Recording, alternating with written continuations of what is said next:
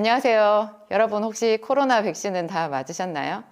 코로나 백신을 맞고 이제 뭐 항체 형성이 되고 그래서 전 국민 70% 이상이 백신을 맞았기 때문에 뭐 좀 코로나에 대해서 우리가 대비를 했고 그래서 일상으로 돌아가는 지금 이런 일들도 이제 축복도 누릴 수가 있게 되겠죠. 하지만 백신을 맞고 좀 힘들어 하시는 분들이 주변에 제법 많이 보여요. 그래서 제가 그런 분들 이야기를 오늘 좀 해보도록 하겠습니다.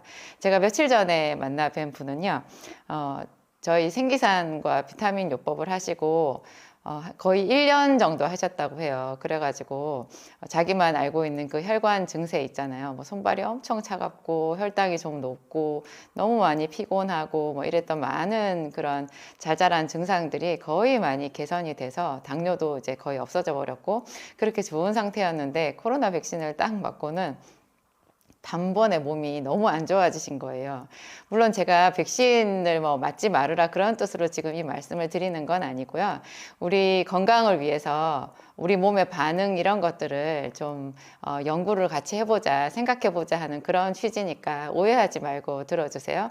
그분은 LDL 수치가 굉장히 많이 올랐어요. LDL이 콜레스테롤 수치 중에 한 가지잖아요. 콜레스테롤이 이제 총 콜레스테롤이 있고 그 다음에 LDL 이것은 이제 나쁜 콜레스테롤이라고 흔히 말하는 그 콜레스테롤이고 또 HDL 이거는 좋은 콜레스테롤이라고 하죠. 또 TG 이거는 중성지방이라고 하는 건데요.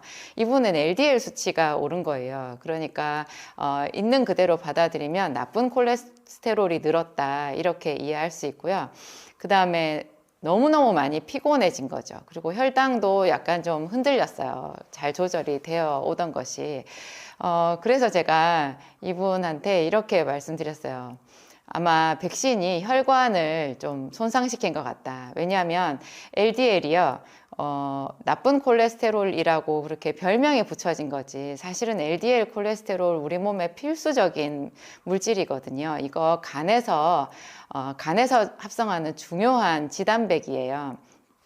이게 주로 어디에 쓰이느냐면, 혈관이 우리 몸 속에 있는 도로와 같거든요. 여러분, 이 대한민국 땅에 경부고속도로, 이게 우리나라 그 경제개발 5개년 계획 최초로 만들어진 그 나라의 동맥이었잖아요. 이게, 전국에 이런 도로가 잘 뚫어져 있어야 우리나라가 산업화가 될 수 있고, 그렇죠. 이렇게 물류를 확보할 수 있으니까 이게 너무 중요하잖아요. 우리 몸에는 혈관이 이와 같은 중요한 역할을 하는 건데요.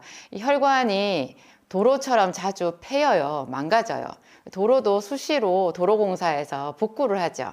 오늘 지금 비가 오고 있는데 이 비가 좀 세차게 많이 내리고 나면 도로 군데군데가 이렇게 패이잖아요. 그러면 얼른 도로공사에서 나와서 그 패인 부분을 그 아스팔트로 이렇게 살짝 땜빵을 해 놓잖아요.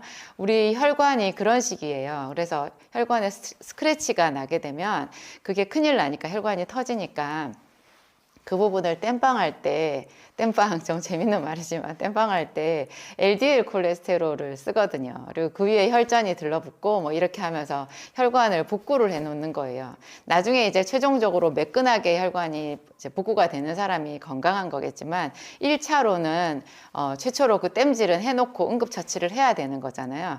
이분이 갑자기 백신을 맞고 나서 LDL 콜레스테롤이 올랐다. 그것은 그냥 아마도 제 생각에는 틀림없이 혈관이 많이 손상이 되었다. 이렇게 이해가 되는 거예요. 만약에 이럴 때 LDL 수치가 올랐다고 해서 바로 콜레스테롤 약을 처방받아서 먹게 되면 여러분 생각이 어떠세요? 그게 맞는 방법일까요?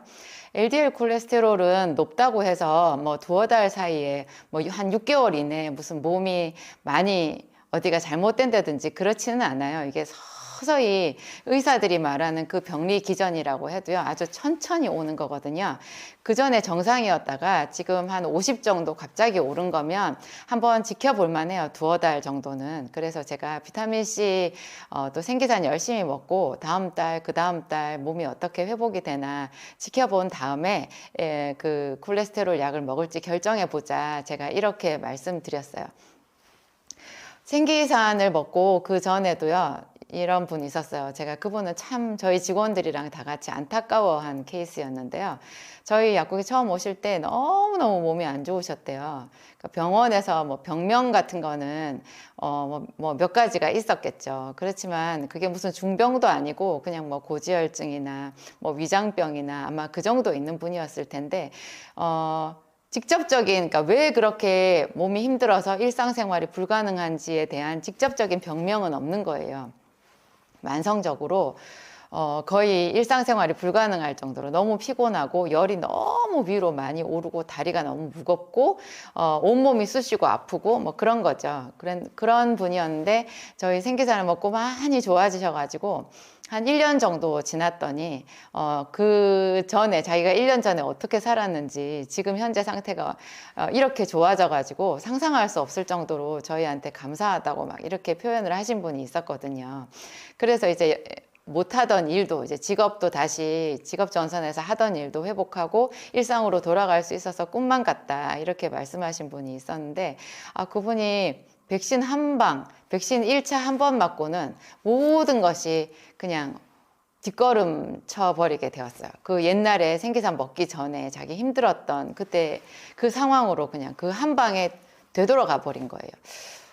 너무너무 안타까웠어요. 대부분의 사람들은 백신 맞고 그 정도는 아니잖아요. 그냥 길면은 일주일, 보통 한 3, 4일 정도 쉬고 나면 일상으로 회복이 되는데요. 체질에 따라서 그러신 것 같아요. 그러면 어쩌겠어요. 다시 또 생기산 먹고 비타민 먹고 좀 기다려 보는 수밖에 없죠.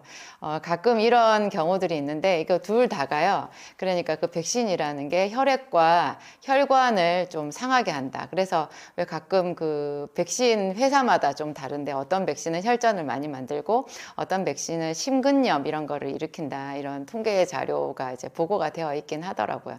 여러분 이런 거 좀 참고하시면 좋을 것 같아요. 저는 제가 가끔 속이 굉장히 많이 아프거든요. 저는 좀 스트레스를 받는 일이 많고 그래가지고 한번 위장이 나빠지니까 이게 예전에 그 속이 아픈 게 뭐야. 저도 그렇게 많은 사람들한테 위장약, 속쓰리, 뭐 가슴이 타들어가요. 뭐 소화가 너무 안 돼요.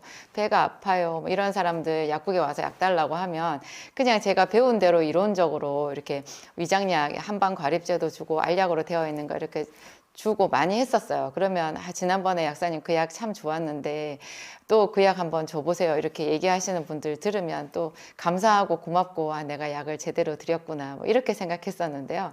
막상 제가 위가 아파 보니까 처음에는 그게 위통인지도 몰랐어요. 너무너무 이 가슴이 조여들고 타들어가는 것 같이. 그때 제가 의약분호 초창기였는데요. 그 처방전 소화하고 또 거의 왕래가 없었던 이 병원하고 의사와 저와의 사이 이렇게 의사소통을 좀 해야 되잖아요. 이런 게 의사도 처음이고 저도 처음이고 이러다 보니까 거기서 오는 그 불통의 스트레스가 정말 대단했었어요. 그래가지고 제가 어느 날 하여튼 위통을 겪은 이래로 그 다음부터 이제 좀 좋아지기는 하지만 그 옛날에 속이 아픈 게 뭐야 이렇게 했던 그 시절로 돌아가지는 않는 거예요. 요즘에도 제가 뭐 실수로 매운 거를 좀 먹었거나 아니면 생각 없이 커피를 마셨거나 아니면은 좀 속상한 일이 있어서 며칠 그걸 생각을 하잖아요. 그러면 제가 제 나름대로 이제는 좀 관록이 생겨서 마음 관리를 많이 하거든요. 괜찮아, 괜찮아, 괜찮아. 이렇게 하면 훨씬 이제 몸이 좀 덜 스트레스를 받는데요. 그럼에도 불구하고 이 위장이 내 몸 중에서 제일 크게 저한테 말을 하는 거예요. 위장이 말하는 거예요. 나 힘들었어. 나 힘들었어. 너 스트레스 받아서 나 또 상처 났어. 이렇게 사인을 보내는 거예요. 그러면 이 위가 뻐근하면서 이게 낮에는 별로 표시가 안 나는데요. 저녁 때 이제 자려고 누우면 음식이 하나도 소화가 안 돼 있고 딱 위장이 멈춰 있는 그 불쾌한 느낌이 들 때가 있어요. 그러면 제가 잘 먹는 그 위장약이 있거든요. 그 위장약 중에서는 아마 제일 순하고 그 의사 처방으로 먹는 약, 그 딱 한 알, 정말 알약 작거든요. 그 조그만한 알약 한 알, 제일 부작용도 적고 제가 아는 지식 범위 내에서 이제 그런 약 하나를 딱 먹으면 좀 있다가 이제 위 뻐근한 게 좀 가셔요. 그래서 좀 편안해지거든요. 그래서 잠을 청할 수도 있고. 그런데요, 그 약으로 인한 부작용은 이틀, 3일 가는 거예요. 그 딱 한 알 먹은 그 약의 부작용. 여러분, 제가 먹은 그 위장약, 그것뿐만 아니라 의사가 처방하는 대부분의 위장약, 그리고 약국에서 처방하는 그 양약으로 된 일반 의약품 위장약 있잖아요. 그런 위장약들의 공통적인 부작용이 하나가 있어요. 그 부작용은 위장약에만 있는 부작용이 아니고, 예를 들면 여러분 감기약 있잖아요. 종합감기약이나 아니면 비염, 뭐 또 기침할 때 먹는 그런 약 안에 그 들어있는 성분에 전부 다 공통되는 부작용이 하나 있는데, 그것이 항콜린성 부작용이라고 하는 거예요. 콜린이 뭐냐면 아세틸콜린 생각하시면 되거든요. 아세틸콜린, 일반인들에게는 좀 어려운 단어일 수도 있지만 이게 신경전달 물질이에요. 그러니까 우리가 뭐 운동을 하거나 아니면 위장관이 운동을 하는 것도 이런 아세틸콜린 그 신경전달 물질이 중간에 매개체가 돼서 운동을 하는 건데요. 이런 위장약이나 뭐 기침약, 콧물약 이런 것들의 공통적인 부작용이 항콜린이에요. 항콜린성 부작용. 그러니까 콜린을 대항한다 그런 뜻이잖아요. 이제 콜린에 적대적인 그런 작용을 한다는 거예요.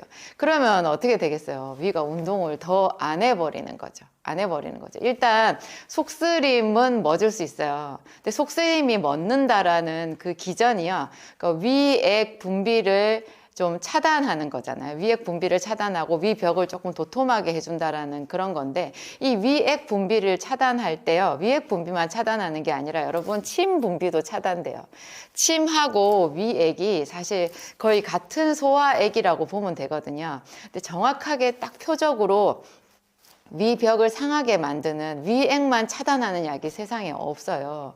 그런 약이 다 부수적으로 다른 체액도 좀 차단하게 되는데요. 그게 침이 마르고 그러는 거예요. 이 점막이 마르는 거예요.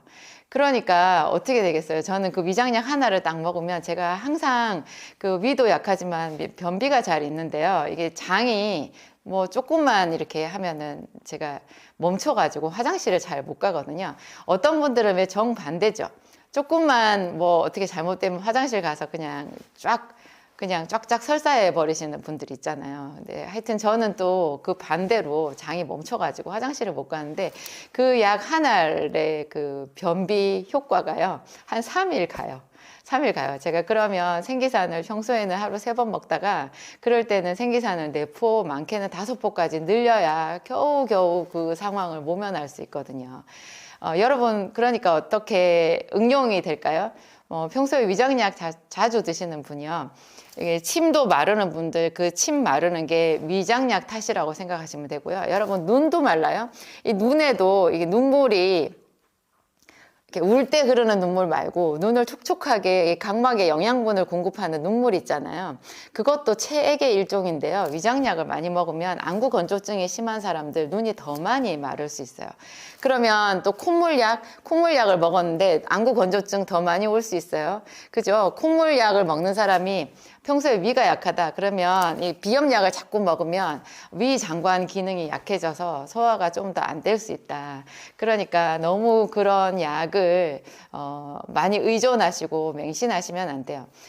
제가 종종 말씀드리는 건데요. 약사가 왜 있느냐? 약사는 이런 약이 가지는 부작용을 최소화시켜서 여러분들이 한 알이라도 약을 적게 먹게 하려고 약사가 있는 거거든요. 가끔 콜레스테롤 고지혈증 약을 보약이다 이렇게 말씀하시면서 그렇게 들었다, 뭐 어떤 경로를 통해든지 이거는 먹어두면 좋은 보약이다, 그렇게 해서 그 약을 먹는다는 분들 계신데요. 여러분, 어떤 약도 의사 처방으로 주는 약, 또 약국에서 일반 의약품으로 무슨 질병의 증상의 완화를 주기 위해서 먹는 약이요, 증상의 완화, 증상을 완화시키기 위해서 먹는 약이 보약인 경우는 없어요. 그것은 다 어떤 식으로든지 우리 몸에 파장을 남겨요. 그리고 간에 좀 부담도 되고 또 다른 장기에 부담을 줄 수 있어서 그 약에 대해서 그렇다고 제가 뭐 완전 반감을 가지고 뭐 감기약도 먹지 마라 그런 뜻은 아니고요. 그런 약을 지혜롭게 지식을 가지고 때로는 약사나 의사나 특히 여러분 주변에 약사 있잖아요. 약국에 가서 자주 물어보세요. 저희 약국도 전화번호 제가 많이 올려놨잖아요. 궁금한 거 있으면 물어보시라고. 댓글보다도 여러분 그 전화를 많이 활용하세요. 댓글보다 훨씬 제가 고급지게 여러분들에게 이런 양료 서비스, 약에 대한 서비스를 양료라고 하거든요. 약사가 해주는 약에 대한 서비스, 양료 서비스를 받을 수 있게끔 제가 비싼 사람들 고용해가지고 전화 개설해서 만들어 놓은 거니까 댓글보다 이런 전화를 더 많이 활용하시면 좋겠어요. 댓글에는 개인적인 상담을 해줄 수 있는 방법이 잘 없어요. 그게 정보가 공개돼 버리는 거고, 그리고 제가 더 많은 질문을 여러분에게 드리고 최종적으로 답변을 해야 되는데, 여러분들이 올려놓은 그 이야기만 가지고는 저도 그렇고 다른 약사도 그렇고 명쾌하게 답변을 올릴 수가 없는 경우가 많아요. 그래서 댓글에다가 또 제가 질문을 또 올릴 수도 없고 그런 좀 난감한 부분이 있어요. 오늘 제 이야기 여러분들에게 약에 대한 새로운 이해, 또 백신에 대해서는 이런 것들도 있구나 하는 이해를 하는데 도움이 되었으면 참 좋겠습니다. 감사합니다.